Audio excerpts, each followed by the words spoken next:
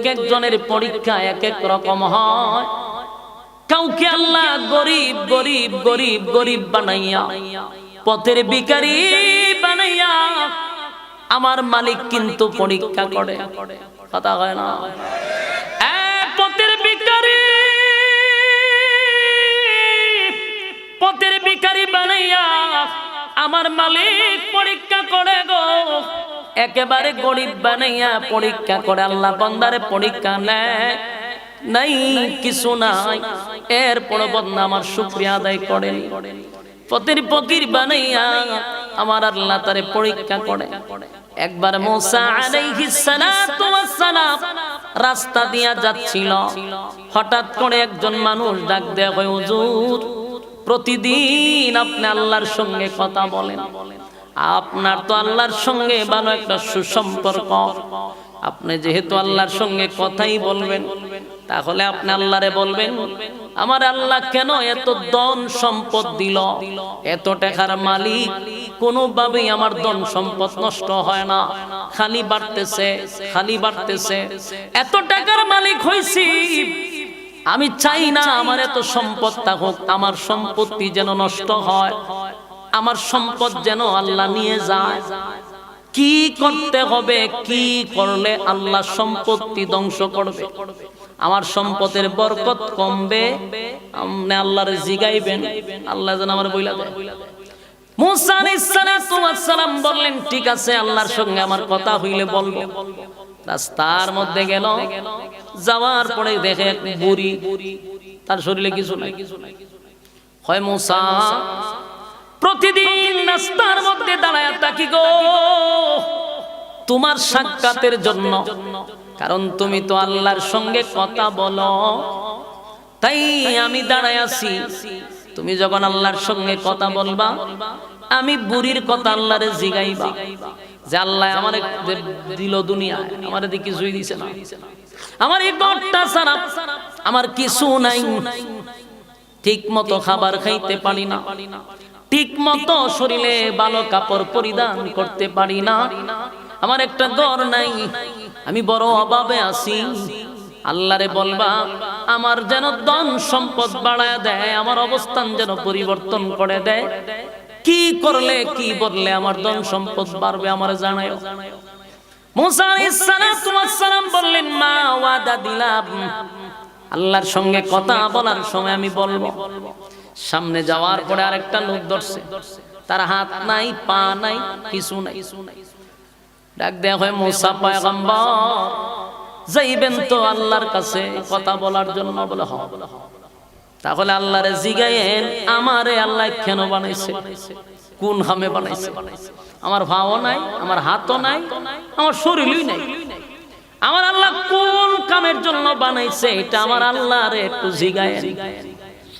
মুসা নবী তুর পাহাড়ে মালিকের সঙ্গে কথা বলে, আল্লাহর সঙ্গে তার কথাবার্তা যখন শেষ হয়ে গেল, মুসা নবী বলে আল্লাহ যাওয়ার সময় একটা কথা জানতে চাই, আমি আসার সময় তিনটা ব্যক্তি আমার রাস্তায় আটকায়া কিছু কথা জিজ্ঞাসা করছে।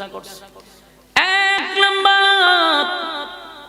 একটা লোক আমার কাছে জানতে চাইছে তার এত সম্পদ, এত সম্পদ কোনোভাবেই তে কন্ট্রোল করতে পারতেছে, এই সম্পদের বরকত কিভাবে কমবে আপনি একটু জানায়া দেন, তার সম্পদ কমাইতো চায়।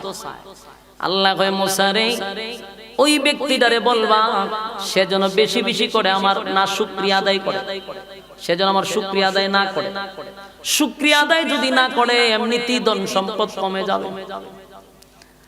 এবার বলে মালিক দুই নাম্বার করো, একটা বুড়ি মহিলা আসার সময় দেখলাম একটা ঘর নাই, শরীরে কাপড় নাই ভালো, একবার খাইলে দুইবার খেতে পারে না, এই মহিলার ধন সম্পদ কিভাবে বাড়বে আমরা একটু বইলা দেন। আল্লাহ কয় বুড়িরে বলবা বেশি বেশি যেন আমার শুকরিয়া আদায় করে, ধন বেড়ে যাবে। এবার রাস্তার মধ্যে তিন নাম্বার ব্যক্তিটার কথা মুসা পয়গম্বর বলেন, আল্লাহ তিন নাম্বার ব্যক্তিটা আমার কাছে জানতে চায় তারে আপনি কেন বানাইছেন, কোন কারণে বানাইছেন, কোন খামে বানাইছেন? হাত নাই, পা নাই, কিচ্ছু নাই। আল্লাহ কয় জাহান্নামে একটা ফুঁড়া আছে, এই ফুঁড়াটা এর দিয়ে গর্তটা বরট করো, কইটা এর দিয়ে বরট করো গিয়া কইও। মুসা আলাইহিস সালাম রাস্তা দিয়া যখন যায়, প্রথম ব্যক্তিটা হইল ওই যে হাত পাও নাই জায়গায়, মুসা কইছিলানি আল্লাহর কাছে, বলে কইছিলাম আল্লাহ আমার গেরে বানাইছে, জাহান্নামে একটা গর্ত আছে, এটা তোমারে দিয়ে বরট করব। মৃত ব্যক্তির সাথে যা হয় তা কি জীবিত ব্যক্তি দেখতে পায়? এইটা সবসময় মাথায় রাখবেন। আল্লাহ রাব্বুল আলামিন বলেন দুনিয়া নামক জায়গায় আমি পাঠাইছি পরীক্ষা দেওয়ার জন্য। পরীক্ষায় উত্তীর্ণ হইলে আমি চিরস্থায়ী জান্নাত তোমাদেরকে দিব। সুবহানাল্লাহ। তো ঈমান যদি আনেন ওয়া আমিলুস সালিহাত, এরপর হলো নেক আমল। আর আল্লাহ বলেন যারা ঈমান আনছে আমি আল্লাহ তাদের উপরে পরীক্ষা দিছি, পরীক্ষা, কঠিন থেকে কঠিন পরীক্ষা দিছি। আল্লাহ বলেন ইল্লাল্লাযীনা আমানু, এক নাম্বার হলো ঈমান আনতে হবে আমি আল্লাহর উপর, ওয়া আমিলুস সালিহাত, দ্বিতীয় নাম্বার বলছেন নেক আমল।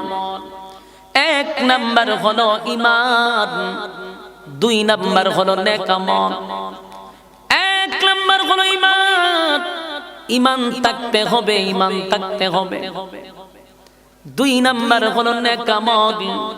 আল্লাহ রাব্বুল আলামিন এই দুনিয়ার জমিনে আপনি এবং আমারে কেন পাঠাইল? অনর্থক বানায় নাই, অকারণে বানায় নাই, নিষ্প্রয়োজনে বানায় নাই, বানাইছে তো ইবাদতের জন্য। কেন বানাইছে?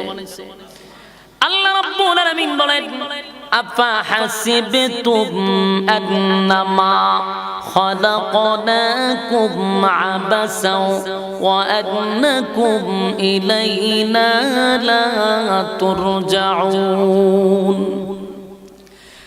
অনর্থক বানাই নাই, অকারণে বানাই নাই, বান্দারে নিষ্প্রয়োজনে আমি বানাই নাই।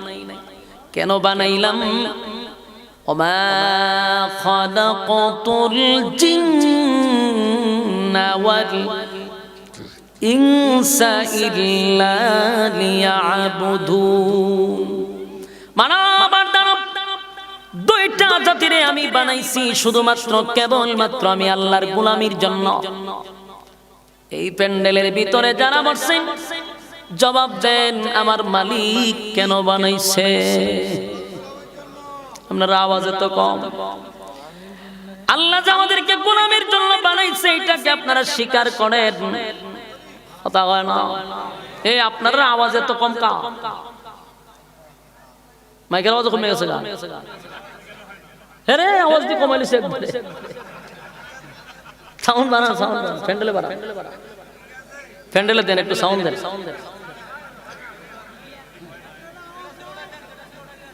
যেটা ছিল আগে দেন। হ্যাঁ সব বন্ধ হয়ে গেছে। আচ্ছা দিব দিব, বসেন ইনশাআল্লাহ, লইরেন না এখন। ঠিক আছে, তাহলে আপনারা একটু আওয়াজ দিয়ে আমার সাথে। ভাই আপনারা যদি আওয়াজ না দেন আমার কথা বলার আগ্রহ কমে যায়। আমি মনে করি যে আপনারা বুঝতেছেন না, এই জন্য একটু আওয়াজ দিবেন, হ্যাঁ না বলবেন, শোনা যায় এখন। আল্লাহ বলেন আফা হাসিবতুম আন্নামা খালাকনাকুম আবাসাও ওয়া আন্নাকুম ইলাইনা লা তুরজাউন। এক নাম্বার বক্তব্য হলো অনর্থক আমি তোমাদেরকে বানাই নাই, নিষ্প্রয়োজনে বানাই নাই, বানাইছি শুধুমাত্র কেবলমাত্র আমি আল্লাহর গোলামির জন্য। ওমা খালাকাতুল জিন্না ওয়াল ইনসা ইল্লা লিয়াবুদুন। দুইটা জাতিরে আমি বানাইছি শুধুমাত্র কেবলমাত্র আমি আল্লাহর গোলামির জন্য। এটা আমাদের বিশ্বাস আছে না নাই? আমাদেরকে বানাইছে মালিক শুধু গোলামির জন্য, গোলামির জন্য। যুবক ভাইরা আমার, গোলামির জন্য বানাইছে, মাস্তানি করার জন্য বানায় নাই, সময় অপচয় করার জন্য বানায় নাই। আপনি আমাদের একটা টার্গেট থাকতে হবে, আমরা কিন্তু সবাই জান্নাতে যেতে চাই। কিন্তু জান্নাতে যাইতে গেলে শর্ত আছে রে, বিনা শর্তে আমার মালিক আমাদেরকে জান্নাত দিবে না। বিনা শর্তে মালিক জান্নাত দিবে না। শর্ত লাগাইছে ইন্নাল্লাযীনা আমানু ওয়া আমিলুস সালিহাতি কানাত লাহুম জান্নাতুল ফিরদাউসি নুজুলা। রব্বে কারীম বলেন, এক নম্বর শর্ত হলো তোমরা নিজেরা সৎ কাজ করতে হবে, ঈমান আনতে হবে। দুই নাম্বার হলো সৎ কাজ করতে হবে। যদি তোমরা ঈমানের পরে নেক আমল করো, ওয়াদা দিলাম আমি আল্লাহ জান্নাতুল ফিরদাউসের মেহমান বানায়া দিব। কিন্তু ঈমানদার যদি নিজের দাবি করে রে, তাহলে কিন্তু পরীক্ষা আছে, পরীক্ষা আছে। পৃথিবীর যত মানুষকে আল্লাহ জান্নাতের ঘোষণা দিয়েছে, কেউ বিনা পরীক্ষায় জান্নাতে যায় নাই। সাহাবীদের ইতিহাস যদি পড়েন, 10 জন সাহাবীকে আমার মালিক ডাইরেক্ট ঘোষণা দিয়েছে, তুমি জান্নাতি, তুমি জান্নাতি, তুমি জান্নাতি। সাহাবীরা সবাই জান্নাতি আমরা জানি, কিন্তু 10 জনকে আল্লাহ সার্টিফিকেট দিয়েছে। তাদের ইতিহাস পড়ে দেখেন, এমনি এমনি জান্নাত পায় নাই, পরীক্ষা দিয়া পরীক্ষায় উত্তীর্ণ হইছে। পরীক্ষায় ফার্স্ট ডিভিশনে পাস করছে। হ্যাঁ মুমিন, বিনা পরীক্ষায় আল্লাহ জান্নাত দিবে না। তোমার আমার উপরে পরীক্ষা আসবে। কিন্তু এই লোকে হয় আলহামদুলিল্লাহ, খুশির সুরে লাফাইতে, যাক আমার তো একটা খামের লাগে আল্লাহ বানাইছে। জাহান্নামও হোক, আগুনের ভিতরে হোক, কিন্তু আল্লাহ তো একটা খামের লাগে বানাইছে আমারে। আমি আল্লাহর কাছে শুকরিয়া। সুবহানাল্লাহ। এই লোকটার প্রতি আল্লাহ খুশি হয়ে গেছে। সুবহানাল্লাহ। বাড়ি গিয়ে কইবে সুবহানাল্লাহ। 2 নাম্বার বুড়ি ব্যক্তিটা রাস্তায় ধরছে, ধইরা কয়, মুসা রাস্তায় দাঁড়ায় আছি, তুমি আমারে বলো আল্লাহ কি বলছি। মুসা পয়গম্বর বলেন, বুড়িমা, আল্লাহ বলছে আপনি বেশি বেশি বেশি বেশি মালিকের শুকরিয়া আদায় করতেন। এই বুড়ির উঠেছে রাগ। বুড়ি কয়, মিয়া আমি যে আল্লাহ শুকরিয়া আদায় করতাম, আল্লাহ আমার দিছে কিতা? আমার দিলেন না শুকরিয়া আদায় করতাম, আমার দিল কিতা? দিলেন না আমি শুকরিয়া আদায় করতাম, আমার তো শরীরে খাবারই নাই, গন নাই, খাবার নাই, আবার শুকরিয়া আদায় করতাম। হরু শুকরিয়া আদায় কি আর করতাম? জারি মারছে।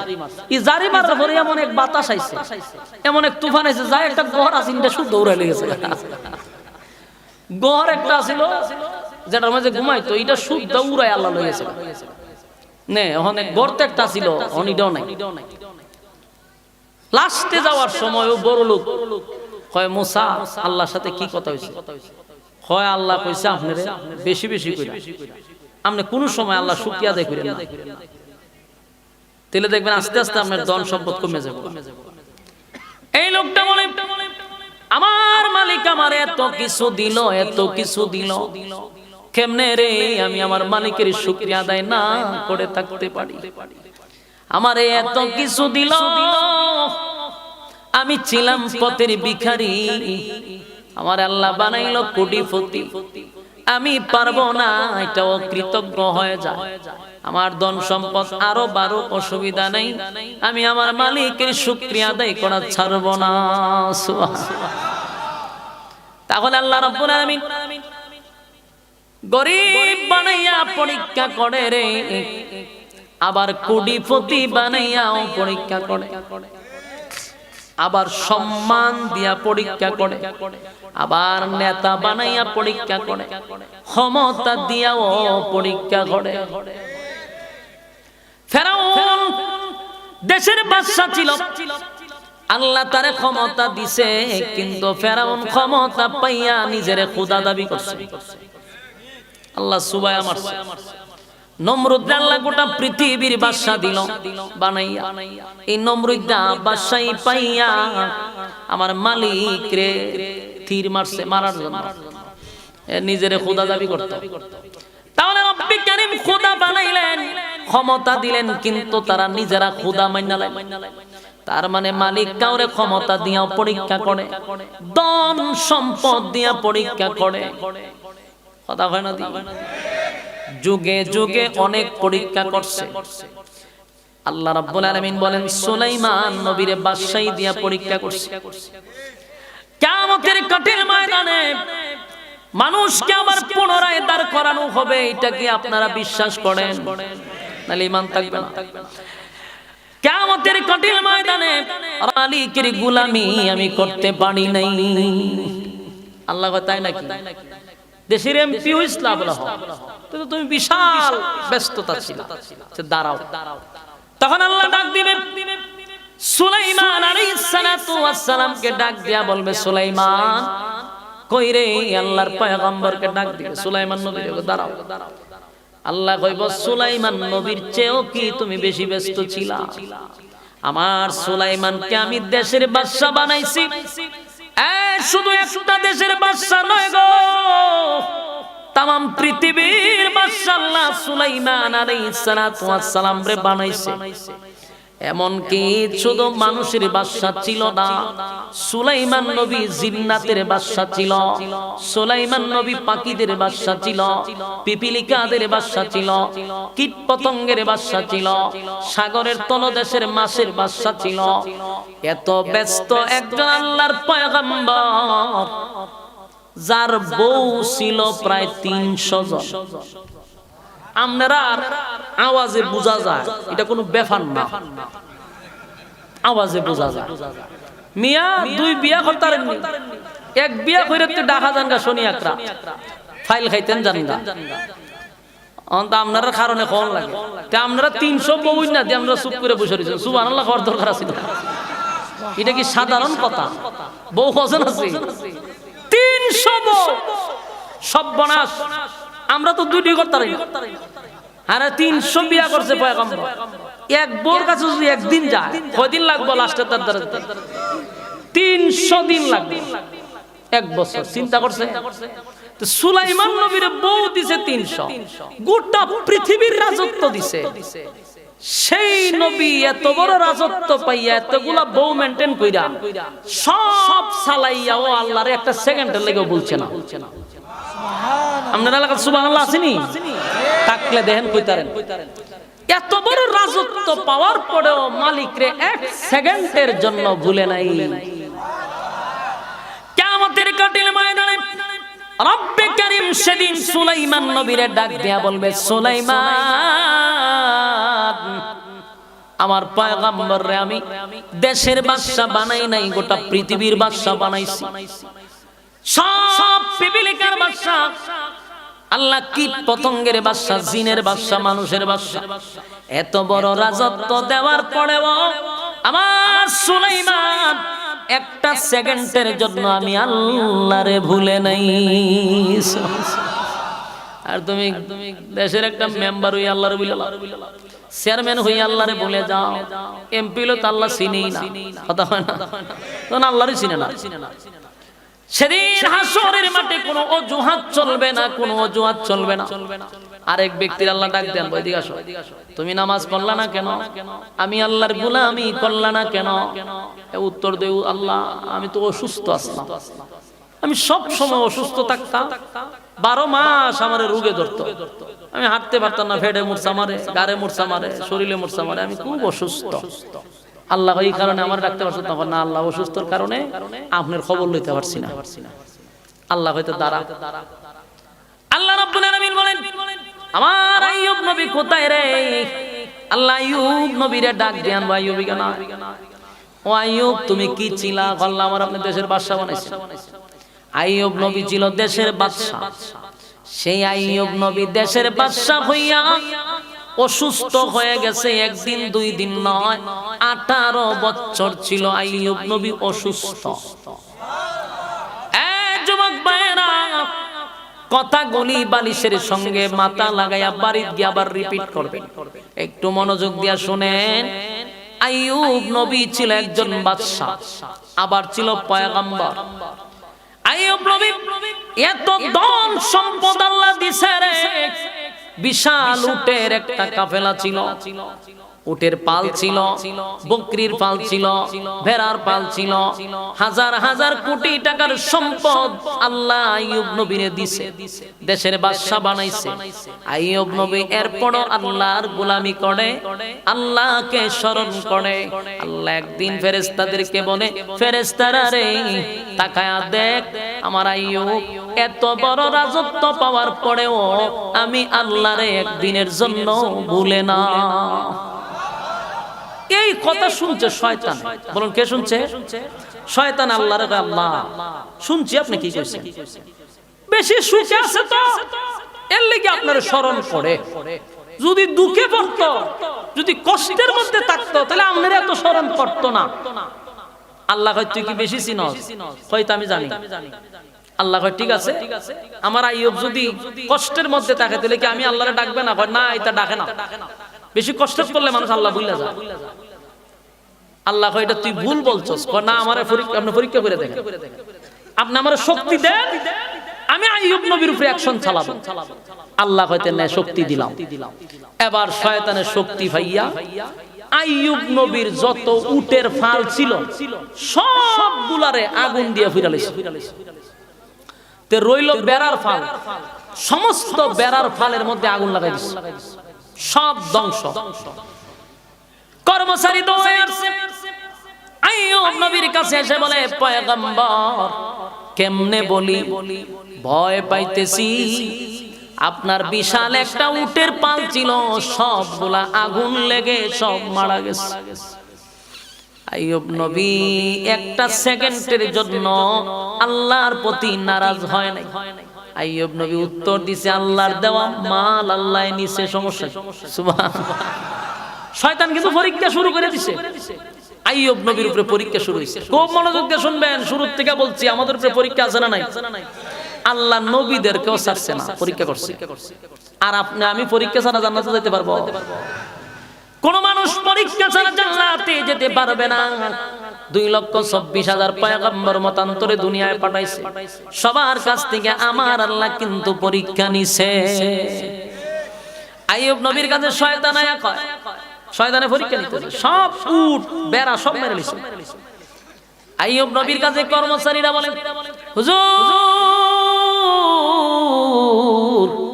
কেমনে বলি আপনার কাছে গো, সব বেড়া বকরি যে মারা গেল।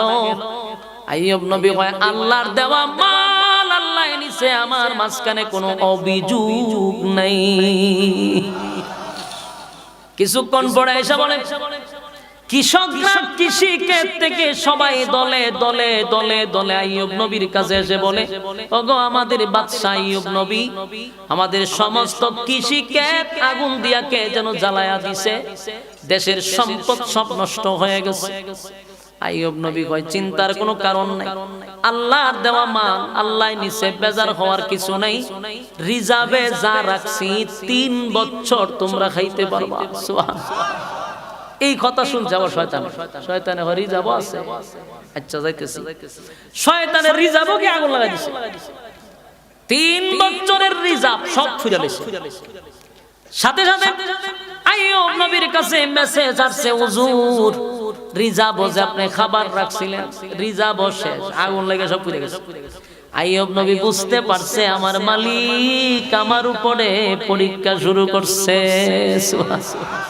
বুঝছে যে আমার পরীক্ষা শুরু হয়েছে। আইয়ুব নবী বলেন, মালিক আপনার আইয়ুব আপনার প্রতি সন্তুষ্ট, বেজার না বেজার না বেজার না, আপনার দেওয়া মাল আপনি নিছেন, আমি আইয়ুবের কোনো অভিযোগ নাই। শয়তানের মেজাজ গেছে গরম, শান্তি পুরা গরম, কারণ আল্লাহর সাথে চ্যালেঞ্জ করছে। কিন্তু দেহে আইয়ুব নবী বিন্দু পরিমাণ আল্লাহরে বলতেছে না। কি করবে এখন? সব তো শেষ করে লেছে। শেষে কি করলো? আইয়ুব নবীর 7টা ছেলে ছিল। কয়জন? 7টা ছেলে রে ওয়াল ফালাইয়া 7 জন মেরে লিছে। ইন্না লিল্লাহি ওয়া ইন্না ইলাইহি রাজিউন। 7টা ছেলে জাগাত মেরে গেছে। কোন বাবা এটা সহ্য করতে পারবো? আইয়ুব নবীর কাছে খবর আসছে, ওগো আল্লাহর পয়গম্বর, দুঃখের একটা সংবাদ। আইয়ুব নবী কয়, খালি তো দুঃখেরই, সমস্যা কি? কইতে থাক। হয় আপনার 7টা ছেলে কিছুক্ষণ আগে ওয়াল ধসে মারা গেছে, 7টা ছেলে মারা গেছে। আইয়ুব নবী আসমানের দিকে তাকাইয়া মুস্কি হাসি দিয়া বলে, আল্লাহ আপনার দেওয়া মাল আপনি নিয়ে গেছেন, আপনার আইয়ুব আপনার প্রতি অসন্তুষ্ট না। এই সাপাহারের বায়ারা মনোযোগ দিয়া শুনে, শিক্ষা গ্রহণ করে। আমার মালিক কিন্তু বিনা পরীক্ষায় জান্নাত দিবে না। নবীদেরকে আল্লাহ পরীক্ষা না নিয়ে ছাড়ছে না। আইয়ুব নবীর তো বড় মুসিবত, সমস্ত সম্পদ শেষ, এমন কি বাদশাহীও শেষের পথে, কারণ সবই তো শেষ। এবার আইয়ুব নবী বুঝতে পারছে আল্লাহ পরীক্ষা বলাইছে। শয়তান অন্যদিকে ব্যর্থ, শয়তান মাল নিল, সম্পত্তি ধ্বংস করলো, সন্তান মারলো, কিন্তু আইয়ুব নবী তো আল্লাহরে বলতেছে না। শয়তান ফরসে মহামুসিবত, আমি তো আল্লাহর সাথে চ্যালেঞ্জ করলাম, আইয়ুব তো আল্লাহরে বলে না, ঘটনাটা কি? এবার শয়তান বলে, মালিক মালের উপর দিয়া সব নিছি, তার সন্তান মারছি, এখন আরেকটা কাজ রয়েছে। বলে কি? যদি অসুস্থ হইয়া জায়গা তাহলে আপনারা বইলা লাগবে, আল্লাহ হয়তো নে করতে থাক। আইয়ুব নবীর শরীরে একটা রোগ হইছে, বসন্তের মতো প্রথম শরীরে গোটা বাইরিছে, শরীরে জ্বর ফোঁটা, কিছুদিন পরে এগুলা ফাইকা গেছে, এরপরে শরীর থেকে দুর্গন্ধ বাহির হইছে। আইয়ুব নবীর বউ ছিল 4 জন। কয়জন? শরীরের দুর্গন্ধের কারণে একে একে একে 3 জন বিবি চলে গেছে। আইয়ুব নবীর ছেড়ে গেছে, কারণ এত দুর্গন্ধে ওনার কাছে যাওয়া যায় না। শরীর পছন্দ হচ্ছে, আবার ফতের ফকির হয়ে গেছে, কিছু নাই, শরীরে গন্ধ, সারা শরীর দিয়া পুজ বাহির হয়, পুকায় ধরে লিতেছে শরীরে। 3টা স্ত্রী একে একে আইয়ুব নবীরে ছেড়ে চলে গেছে। বাকি রইল কয়জন? ওনার নাম হলেন বিবি রহিমা। আইয়ুব নবী বলেন, এ রহিমা, আমার বাকি 3 জন স্ত্রী চলে গেল, তুমি কেন থাকলা? তুমিও চইলা যাও, আমার সাথে তাইকা তোমার জীবনটা তুমি ধ্বংস কইরো না। আমার শরীর থেকে প্রচন্ড দুর্গন্ধ বাহির হয়, আমার কাছে মানুষ আসে না গো, তুমি কেন আমার পাশে থাকবা? তুমিও চলে যাও। বিবি রহিমা বলে, প্রাণের স্বামী,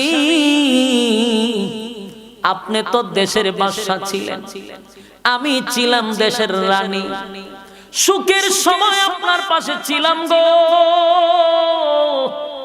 সুখের সময় আমি আপনার পাশে ছিলাম। আজকে আমার স্বামীর দুঃখের সময়, এই সময়টাতে আপনাকে আমি ছেড়ে চলে যাব, এটা কেমনে হয়? সুবহানাল্লাহ। এই জন্য আমাদের এলাকায় একটা প্রবাদ আছে, আপনাদের এলাকায় যা আছে কিনা জানি না। আমাদের দেশের প্রবাদ হলো, জাতের মেয়ে কালো ভালো, নদীর পানি গুলাও ভালো। প্রবাদ আছে না আপনার এলাকায়? তার মানে মেয়ে যদি জাতের হয় তাহলে ভালো। আল্লাহর নবী নিজেও কইছে বংশ দীক্ষা বিবাহ করা। আইয়ুব নবীর যে বউ বিবি রহিমা, 3 জন তো গেছে, উনি যায় না। এই বিবি রহিমার ইতিহাস পড়া দেখি, উনি সাধারণ বংশের কোনো মেয়ে ছিল না। উনার বংশ ছিল কি জানেন? উনি ছিল ইউসুফ নবীর ছেলের ঘরের মেয়ে। সুবহানাল্লাহ। চিন্তা করছেন, নবী বংশের মেয়ে। বাকি 3 জন চলে গেছে, উনি যায় না, কারণ ওনার বংশ টানতে হলে নবীর বংশের মেয়ে, ইউসুফ নবীর নাতনি। সাধারণ কথা। এবং সুন্দরী কেমন ছিল? যে ওই যুগের শ্রেষ্ঠ সুন্দরী মহিলা ছিল, বিশ্ব সুন্দরী ছিল ওই যুগে। ইউসুফ নবীর ছেলের ঘরের মেয়ে কেমন সুন্দর! ইউসুফ নবীর আল্লাহ পৃথিবীর অর্ধেক সুন্দর দিয়া দিয়েছিল। সুবহানাল্লাহ কইতেন না? এই রহিমা সেই রহিমা, সাধারণ মহিলা না, বিশ্ব সুন্দরী ছিল, আবার নবীর বংশের মেয়ে ছিল। আইয়ুব নবী বারবার বলে, এ রহিমা, 3 জন চলে গেছে, তুমি কেন যাও না? আমার শরীরের দুর্গন্ধে মানুষ বমি করে দেয়। আর প্রাণের বিবি রে, আমার সঙ্গে থাকলে তোমার জীবনটা ধ্বংস হবে, চলে যাও। কিন্তু এই রহিমা বলে, প্রাণের স্বামী, কত সম্মান আর মর্যাদা আল্লাহ দিছিল। দেশের বাদশার বউ ছিলাম, আমি ছিলাম রানী, আর 10 জন আমার দাসী ছিল আমার খেদমত করার জন্য। আজকে সব শেষ, কিন্তু সবাই আপনার কাছ থেকে চলে গেছে, কেউ আপনার পাশে আসতে চায় না গো। কিন্তু আমি বাকি জীবনটা আপনার খেদমত করতে চাই। যুবক ভাইয়েরা, পর্দার আড়ালের মা বোনেরা, দিলের কান লাগায় কথাগুলি শুনে। স্বামীর খেদমত কানে কয়, স্বামীর খেদমত কানে কয়। এখান থেকে শিক্ষা গ্রহণ করুন। আমাদের দেশের মহিলাদের খাসলত হলো স্বামীর সুখের সময় থাকে, দুঃখের সময় থাকে না। স্বামী অসুস্থ হয়ে গেলে বউ স্বামীর সঙ্গে সুন্দর আচরণ করে না। খামাই রোজগার না থাকলে সুন্দর আচরণ করতে চায় না।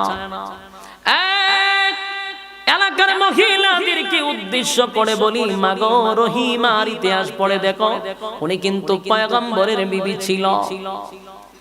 এবার আইয়ুব নবীর শরীরের মধ্যে কিরা ধরছে, দুর্গন্ধ। এলাকার মানুষ লাঠি সোটা লইয়া সবাই আইসা আইয়ুব নবীর সামনে দাঁড়াইছে। দাঁড়ায়া কয়, আইয়ুব নবীরে নিয়ে গ্রাম থেকে বাহির হয়। যদি উনি গ্রামে থাকে তাহলে উনারে আমরা জিন্দা কবর দিয়া দিব, নাউজুবিল্লাহ। আর বিবি রহিমারে হুমকি দিল, তুমি যদি তোমার স্বামীকে নিয়ে না যাও তাহলে কিন্তু তোমার উপরেও আক্রমণ করব। কি ভয়ঙ্কর কথা! দেশের একজন বাদশা ছিল, আর বিবি রহিমা পয়গম্বরের বউ, দেশের রানী, বিশ্ব সুন্দরী।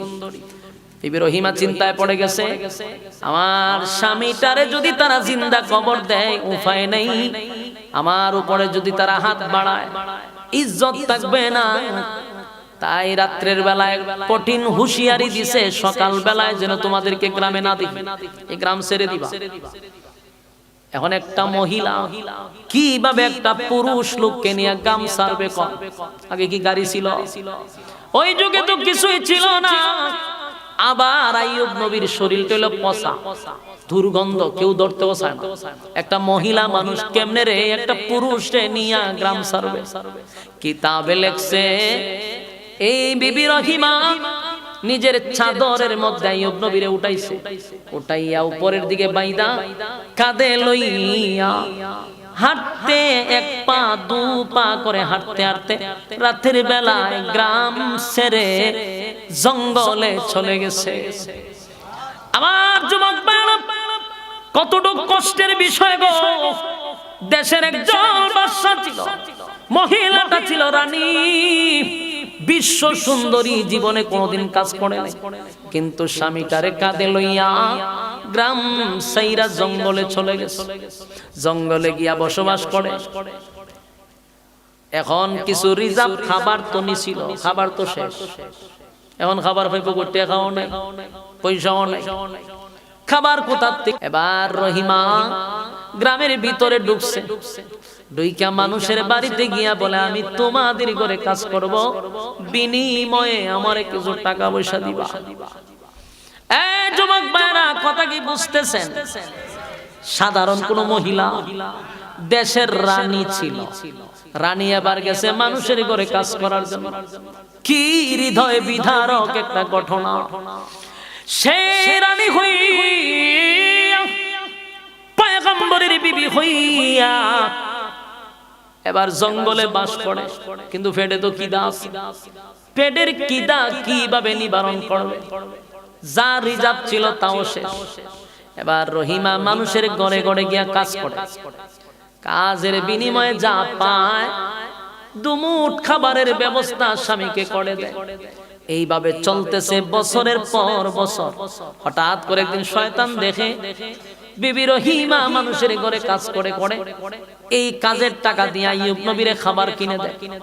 শয়তানের মেজাজ গেছে গরম হয়ে, শয়তান মানুষের সুরত দৌড়ে মানুষের ঘরে ঘরে গিয়া কয়, জানোনি তোমাদের ঘরে খেয়ে খাবার রান্না করে দেয়, তোমাদের ঘরে খেয়ে রান্না করে, তোমাদের কাজ কে করে? না, সে হলো আইয়ুব নবীর স্ত্রী।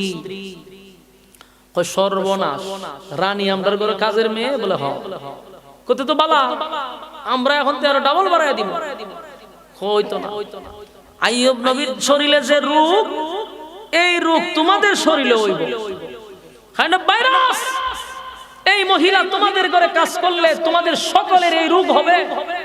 গ্রামের মানুষ কাছে ডরায়, এখন সব বনাশ, তাহলে তো ওনারা কাজ করতে দেওয়া যাবে। এই শয়তান বিবি রহিমারে কাজ থেকেও বিতাড়িত করল। অন মানুষ আর কাজ করতে দেয় না, ভয় ঢুকাই দিছে যে ভাইরাস হইব।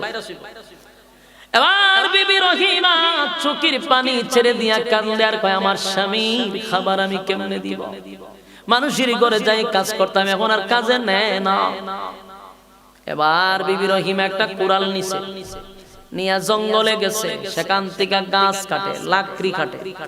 এই লাকড়ি বাজারে বিক্রি করে, বাজারে লাকড়ি বিক্রি করে করে আইয়ুব আলাইহিস সালাতু ওয়াস সালামকে খাবার জোটায়। দুবেলা দুমুঠো খাবার আইয়ুব নবীর মুখে তুলে দেয়। আরো গেল কয়েক বছর, শয়তান না হঠাৎ করে একদিন দেখে বিবি রহিমা জঙ্গল থেকে কাঠ বিক্রি করে বাজারে, সেই টাকা দিয়ে আইয়ুব নবীরে খাবার খাওয়ায়। এখন শয়তানে বাজারে গিয়া কয়, তোমরা যে গাছ কিনো, কাঠ কিনো, এই মহিলা আইয়ুব নবীর বউ সারাদিন তাকায় আইয়ুব নবীর কাছে। এই যে ভয়ঙ্কর এক রোগ হইছে, এটা তো মহামারী আকার ধারণ করতেছে, অনেক মানুষ এই রোগে মারা গেছে, আর তোমরা তার থেকে খাট কিনে, খাটও ধরলেই তো তোমরা রোগ হইব। দিছিনি দরবার লাগাইয়া, এখন আর কেউ খাটও কিনে না। বিবি রহিমা মানুষের দ্বারে দ্বারে যায়, কেউ ওনাকে কাজ দেয় না, তার কাছ থেকে কিছু নেয় না। বিবি রহিমা এখন কান্দে আর কয়, হায় রে, আমার স্বামীটা পেটের কিধায় মারা যাবে, আমি স্ত্রী হইয়া বরদাস্ত করতে পারবো না। এই যুবক ভাই, অন্যদিকে আইয়ুব নবীর শরীরে এত কিরা, এত পোক, দূর থেকে দেখা যাইতো একটা ফুকের একটা স্তূপের মধ্যে আইয়ুব নবী পড়ে আছে, সারা শরীরে ফুকে, সারাটা শরীর ফুকে ঘেরাও করছে, দুর্গন্ধ বাহির হইতেছে। কিন্তু বিবি হইয়া মানুষের ঘরে কাজ করে খাওয়াইছে, লাকড়ি কেটে টাকা উপার্জন করে খাবারের ব্যবস্থা করছে। দুইটা সাইড বন্ধ হয়ে গেছে, এখন কি করবে? একদিন চলে গেছে, কাজও নাই, খাবারও নাই, পেটের খিদা। হঠাৎ করে বিবি রহিমা চোখের পানি ছাড়ে আর কান্দে আর কয়, হায় রে, আমার স্বামীটা অসুস্থ, অন্যদিকে পেটের খিদা, নিজেরও খিদা, স্বামীরও খিদা। কাঁদতে কাঁদতে পাগল হয়ে যায়, কিন্তু কাজ পায় না গো। কেউ বিবি রহিমারে কাজ দিতে চায় না। এবার রহিমা একটা সিদ্ধান্ত নিল। তখনকার যুগে বাজারে চুল বিক্রি হইত, কি বিক্রি হইত? তখনকার চুল বিক্রির টাকা খাওয়া যায় ছিল, এখন না। আইয়ুব নবীর বিবি রহিমা দেশের রানী ছিল রে, পয়গম্বরের বউ ছিল। এই রহিমা নিজের মাথার চুল বিক্রি করছে, অর্ধেক চুল কাইটা বিক্রি করে দিছে স্বামীর খাবার জোগানোর জন্য। এবার এই চুল বিক্রির টাকা দিয়া খাবার খাওয়াইতেছে। শয়তান দেখছে, দেখে এটা বরদাস্ত করতে পারছে না। শয়তান না, মানুষের সুরত দুইরা আইয়ুব নবীর কাছে গেছে। রহিমা যখন কাজের সন্ধানে করতে বেরিয়েছে, শয়তান আইছে আইয়ুব নবীর কাছে। আইয়া কয়, এই আইয়ুব পয়গম্বর, আপনি কি আল্লাহর নবী? কহ, তা আপনি নবী হইয়া আপনি কেমনে চুরির মাল খান? চুরির মাল মানে আপনার বিবি যে আপনারে খাওয়ায়, তো চুরি করে না খাওয়ায়? নাউজুবিল্লাহ কইতেন না? আপনারা কি মনোযোগ দিয়ে শুনতেছেন? হয় চুরি করে আপনারে খাওয়ায়। চিন্তা করেন কত বড় দরবার লাগাইছে, কত বড় বেজাল লাগাইছে। আইয়ুব নবী কয়, সর্বনাশী কি কয়, আমার চুরির খাবার খাওয়ায়? আমার বিশ্বাস হয় না, আমার বিবি চুরি করতে পারে না। তোমার বিশ্বাস না হইলে তোমার বউরে বলবা মাথার চুল যেন দেখা, ওই চুরির ধরা খাইছে, মানুষের চুল খাইতে রেখে দিছে। নাউজুবিল্লাহ। চিন্তা করেন কি পরিমাণ ফেতনা লাগাইছে। আইয়ুব নবী তো মাথা গরম হয়েছে, কি করলো রে, আমি একটা পয়গম্বর, আমার চুরির মাল খাওয়ায়। বিশ্বাস হয়েছে না আইয়ুব নবী।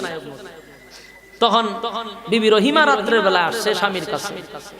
আইয়ুব নবী কয়, তুমি যে আমারে খাবার খাওয়াও, কেমনে খাওয়াও? আমি বিভিন্ন ভাবে আপনারা খাবারের ব্যবস্থা করি, কাজ কইরা লাকড়ি কাটতে দেখাইছে, এগুলা বলে না, কারণ স্বামী কষ্ট পাইব। তখন বলতেছে তুমি আজকের থেকে আমার আর খাবার খাওয়াইবা না, তুমি আমার কাছে আসবা না, তুমি আমার খাবার খাওয়াইবা না। এই অবস্থায় যদি আমি চলে যাই আমার দুঃখ নাই। কই প্রাণের স্বামী গো, কেন, আমি কি অপরাধ করছি? তোমার মাথার থেকে ওড়না সরাও। বিবি রহিমা বুঝতে পারছে ঘটনা তো ভিন্ন। ওড়নাটা সরায়া দেহে মাথার এক সাইডে চুল নাই। আইয়ুব নবী তো পুরা সন্দেহ করছে যে ঘটনা তো সত্য, ছুরি ধরা খাইছে, চুল কাটে লাইছে। আইয়ুব নবীর মেজাজ গেছে গরম হইয়া, বিবি রহিমা, আমি একজন আল্লাহর পয়গম্বর, চুরির মাল যদি আমি খাই, বলো না আমার মালিকের কাছে কি জবাব দিব?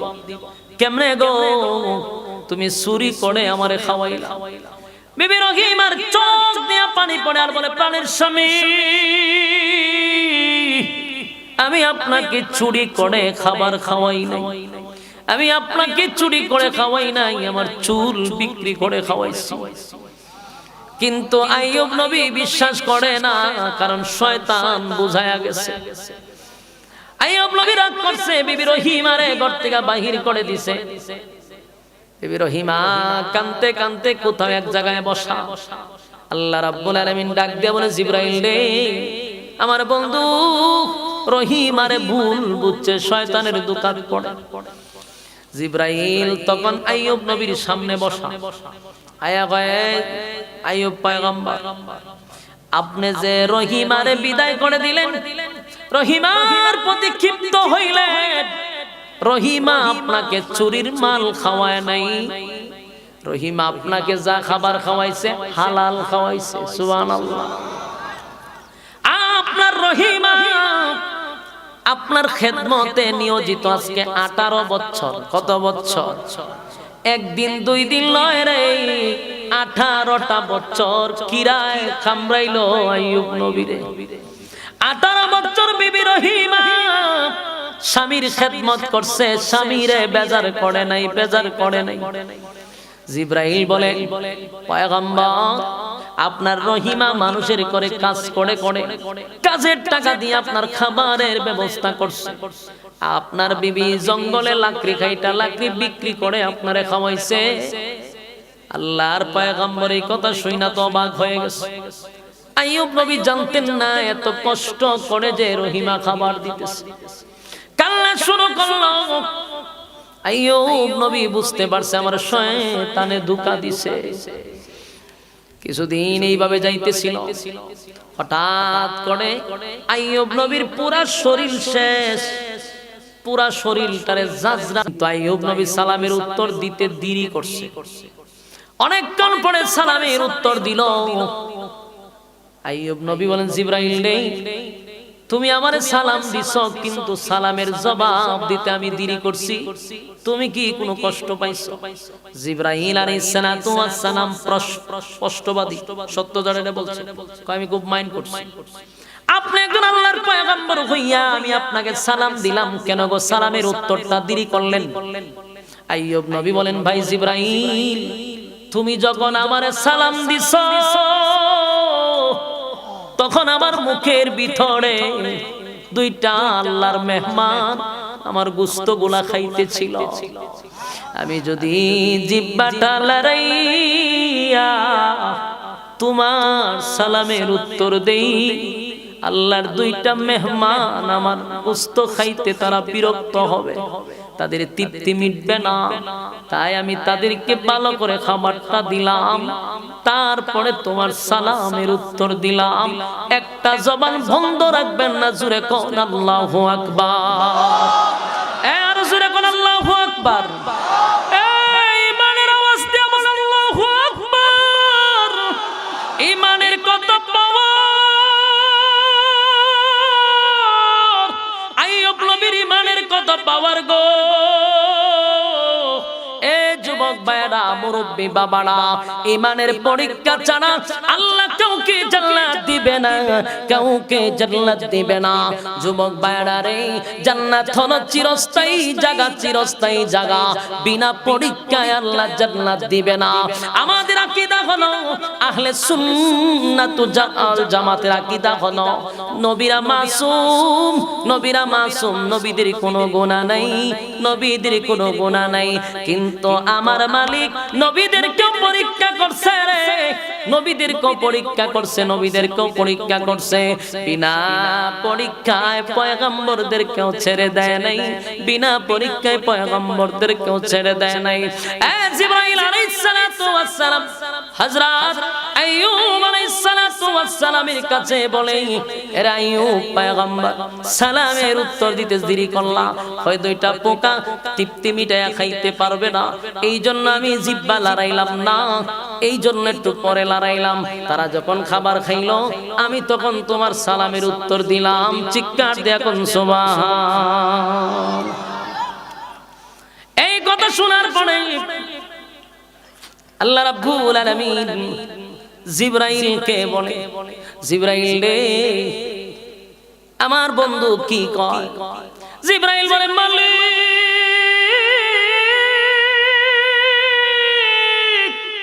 আপনার একটা দুইটা বছর নয় গো, একটা দুইটা বছর নয়, 18 বছর আপনি পরীক্ষা করছেন। 18টা বছর শরীরের পোকা দিয়া শরীরটারে জাজরা করে দিয়েছেন।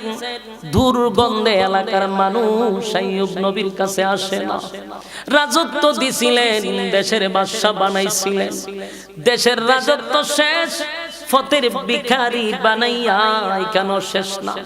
আপনি ওনার শরীরে এমন একটা রোগ দিলেন, মানুষ ওনার কাছে আসে না দুর্গন্ধের কারণে। শরীরটার মধ্যে পোকা খাইতে খাইতে খাইতে শরীরটার মধ্যে আর কিছু নাই, শুধু পোকের স্তূপ, মাথাটা বাকি, সব শেষ।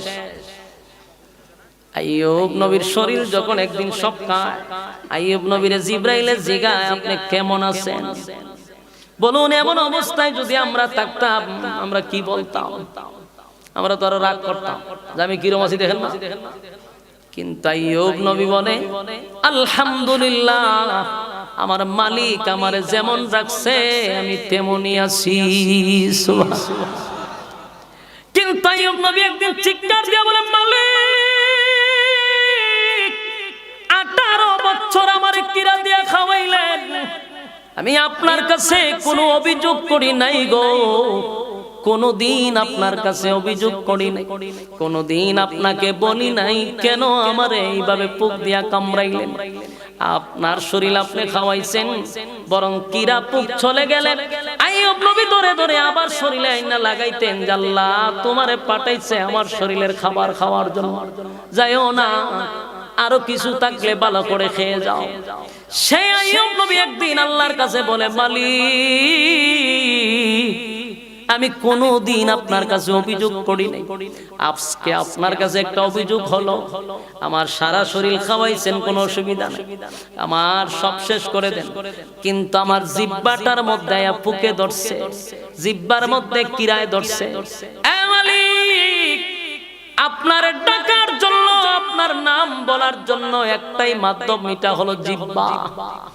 আমার জিহ্বা থাকার কারণে আপনার নাম আমি নিতে পারছি। শরীর আমার কিরা পোকে খাইছে, জবান দিয়ে আমি আল্লাহ আল্লাহ বলে ডাকছি। সুবহানাল্লাহ।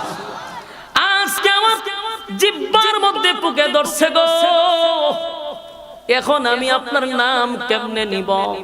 আল্লাহ আমার সারা শরীর শেষ করে দেন, মাথাটাও শেষ করে দেন, কিন্তু আমার জিহ্বাটার হেফাজত করেন আল্লাহ, আমি যেন আপনার নাম নিতে পারি, জিহ্বাটার হেফাজত করেন। আমার আল্লাহ বলে, জিবরাইল রে, আমার বন্ধু 18 বছর বন্ধুরে খিরা দিয়া খাওয়াইছে, শরীরটারে শেষ করে দিছি, কোনদিন আমার বন্ধু অভিযোগ করে নাই। দেশের বাদশা বানাইছিলাম, রাজত্ব শেষ করে দিলাম, ফতের ভিখারি বানাইলাম, বন্ধু তো কোনো অভিযোগ দিল না।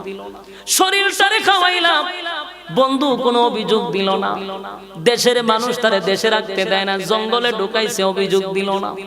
4টা স্ত্রী ছিল রে, একে একে 3টা স্ত্রী চলে গেল, কোনো অভিযোগ দিল না। আজকে জিহ্বার মধ্যে পোকে ধরার কারণে আমার আইয়ুব আমার কাছে জিহ্বার হেফাজত চায়। আমি আল্লাহকে আল্লাহ বলে ডাকার জন্য জিবরাইল আমার বন্ধুর পরীক্ষা আমি নিছি। আমার বন্ধু পরীক্ষায় 1st ডিভিশনে পাস করছে, জোরে কোন সুবহান। আমার বন্ধু পরীক্ষায় পাস হয়ে গেছে, আর বন্ধুরে আমি কষ্ট দিব না। এবার জিবরাইলকে পাঠাইছে। জিবরাইল আইয়ুব নবীর কাছে এসে বলে, ও আল্লাহর পয়গম্বর, আমারে আল্লাহ পাঠাইছে, আপনাকে পরীক্ষা করছে, আপনি পরীক্ষায় 1st ডিভিশনে পাস করছেন, সুবহানাল্লাহ। আপনি পরীক্ষার মধ্যে 1st ডিভিশনে পাস করছেন, তাই আমার আল্লাহ আপনারে পাঠাইছে, আমারে পাঠাইছে। আজকের থেকে আপনাকে আল্লাহ পুরস্কার দান করবে, তাই আপনার পায়ের গোড়ালি দিয়া মাটির মধ্যে একটা বাড়ি দেন। যেই মাত্র বলছে বাড়ির মধ্যে মাটি দেওয়ার জন্য, 18 বছরের ভিতরে আইয়ুব নবী শরীরটারে জাজরা করে দিছে, কোনদিন চোখের পানি আইয়ুব নবী ছাড়ে নাই। ব্যথায় ব্যতীত হইয়া আল্লাহর কাছে অভিযোগ করে নাই। যেই সময় জিবরাইল বলছে মাটির মধ্যে পা দিয়ে আঘাত করেন, জিবরাইল তাকায়া দেখে আইয়ুব নবীর চোখ দিয়া পানি পড়তেছে। আইয়ুব নবী কাঁদতেছিল। জিবরাইল বলে, আইয়ুব পয়গম্বর, কেন গো আপনার চোখে পানি? কোনদিন তো আপনাকে কাঁদতে দেখি, এত মুসিবত আপনার উপরে, কোনদিন আপনি আহু করলেন না, আজকে কেন কাঁদলেন? আইয়ুব নবী বলে, জিবরাইল রে, আমি কান্দি, আমার আল্লাহ তো তোমারে কইছে আমার পা দিয়া যেন আমি মাটিতে আঘাত করি, কিন্তু আমি কষ্টে কান্দি, আমার তো ভাই নাই। বুঝেন নাই কথা? আইয়ুব নবী বলেন, আল্লাহ বলছে আমার পায়ের গোড়ালি দিয়া মাটির মধ্যে আঘাত করার জন্য আমার কষ্ট লাগে রে, আমার পা তো নাই, আমি কিভাবে বাড়ি দেই? আমার পার গোড়ালি পুকে খায়া শেষ করে দিছে, আমার পা নাই, পুকে শেষ করে দিছে, আমি আমার আল্লাহর অর্ডারটা কেমনে মানব? সেই ব্যথায় ব্যতীত হইয়া আইয়ুব নবীর চোখ দিয়া পানি ছাড়ে। এবার আল্লাহ কয়, জিবরাইল রে, আমার বন্ধুর পা ফুকে খায়া লইছে, আমার বন্ধুরে বলো পা যেন হালকা লাড়া দেয়। জিবরাইল কয়, পয়গম্বর, এটা সিস্টেম, আল্লাহর কুদরতের সিস্টেম, আমি ইচ্ছা করলে আপনারে দইরা সিস্টেম করতে পারি, কিন্তু আল্লাহ কইছে এইভাবেই তো বিষয়টা। তাই আইয়ুব নবীর শরীরে কিচ্ছু নাই, কিন্তু যতটুক পারছে পোকা সহ লাড়া দিছে। সাথে সাথে আইয়ুব নবীর পায়ের নিচ থেকে পানি বাহির হইতে শুরু হইছে, চিৎকার দেয়া কোন সুবহানাল্লাহ। পায়ের নিচ থেকে পানি বাহির হওয়া শুরু হইছে। এই পানিটা যখন ওঠা শুরু হইছে, জিবরাইল কয়, পয়গম্বর, এই নেন, এই পানিটুকু একটু পান করেন। যেই মাত্র পানিটা পান করছে, শরীরে যত পোকা ছিল সেকেন্ডের ভিতরে সব দৌড়ানো শুরু করছে। একটা পোকাও শরীরের অবশিষ্ট জায়গায় রইছে না, কিন্তু শরীর তো শেষ, এটার ভিতরে কিছু নাই, সব পয়সা গেছে। এবার কিছু পানি জিবরাইল শরীরের মধ্যে ছিটা দেওয়া শুরু করছে। পানি যখন বেশি হয়ে গেছে, জিবরাইল বলে, পয়গম্বর, এই পানির মধ্যে আপনাকে ছেড়ে দিলাম। আইয়ুব নবীকে পানির মধ্যে ছেড়ে দিল। পানির মধ্যে ডুব দেওয়ার সাথে সাথে হযরত আইয়ুব নবী যখন উঠটা দাঁড়াইছে, তাকায়া দেখে আগের চেয়েও সুঠাম দেহের অধিকারী হয়ে গেছে, চিৎকার দিয়া কোন সুবহান। আইয়ুব নবী তাকায়া দেখে শরীরের মধ্যে একটা দাগ পর্যন্ত অবশিষ্ট রইল না, শরীরের কোথাও কোনো স্পট নাই। আগে যা সুন্দর ছিল এর থেকে 3 গুণ সৌন্দর্য আল্লাহ আরো বাড়ায়া দিছে। এত সুন্দর চেহারা, সুঠাম দেহের অধিকারী, শরীরের মধ্যে কোনো স্পট নাই। আগে যে পোকায় কামড়াইছে কোনো খবরও নাই।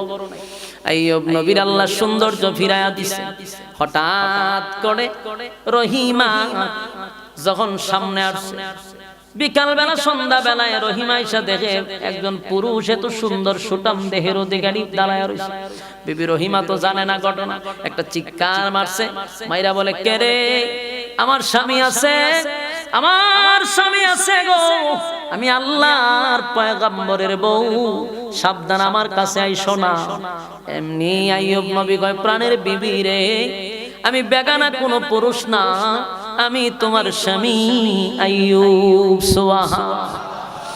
সাজদায় পড়ে গেছে, আল্লাহর শুকরিয়া আদায় করতেছিল, সৌন্দর্য 3 গুণ বেড়ে গেছে।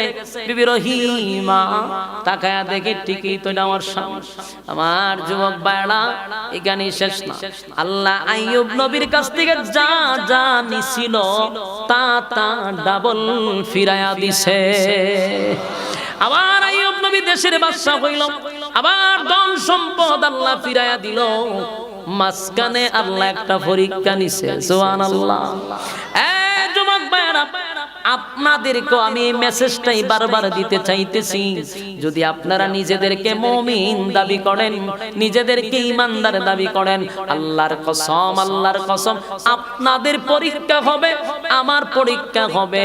পরীক্ষা কাউরে আল্লাহ গরীব বানাইয়া, কাউরে আল্লাহ অসুস্থ বানাইয়া, কাউরে আল্লাহ ধনী বানাইয়া পরীক্ষা করবে। সেই পরীক্ষায় উত্তীর্ণ হওয়ার দরকার আছে না না? আমার যুবক ভাইরা, জান্নাত এমন একটা জায়গা, চিরস্থায়ী জান্নাত আল্লাহ দিবে রে, চিরস্থায়ী জান্নাত দিবে। কিন্তু প্রথম নাম্বার হলো ঈমান, ইল্লাল্লাযীনা আমানু ওয়া আমিলুস সালিহাত। 1 নাম্বার হলো ঈমান আনতে হবে কার উপরে? 2 নাম্বার হলো ওয়া আমিলুস সালিহাত, নেক আমল করতে হবে, কথা কয় না। 3 নাম্বার ওয়া তাওয়াসাউ বিল হক, হক কথা বলতে হবে। 4 নাম্বার হলো ধৈর্য। কারা কারা মানবেন হাত তুলে দেখায়া দেই। লিল্লাহি